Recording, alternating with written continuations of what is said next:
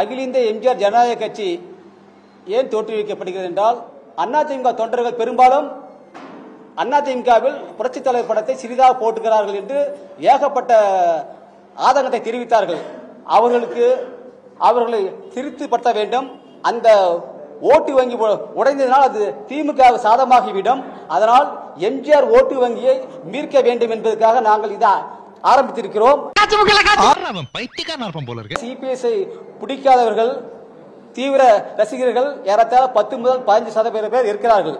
அவர்கள் ஓட்டு இந்த பாராளுமன்ற தேர்தலில் வேறு கட்சிக்கு, அதாவது ஜனதா, சீமான் போன்ற வேறு கட்சிகளுக்கு மாறக்கூடாது. அந்த ஓட்டை நாங்கள் வாங்க வேண்டும் என்பதற்காக இந்த கட்சியை உருவாக்கி இருக்கிறோம். என்ன ஒரு புத்திசாலித்தனம். புறநகர் ரயில்களில் பெண்களுக்கு இலவச பயணம், ஏழை எளிய மக்களுக்கு ஒரு வருடத்துக்கு 6 சிலிண்டர் இலவசமாக வழங்கப்படும். என்ன இன்னைக்கு ரொம்ப ஜாம் ஆகுது. ரயில்களில் 2ஆம் வகுப்பு பெட்டிகள் முன்புறம் 4 பின்புறம் 4 பெட்டிகள் இணைக்கப்படும். ஜுராசிக் பார்க்ல முனிசிபாலிட்டி பார்க்ல கண்டெடுத்த ஜந்து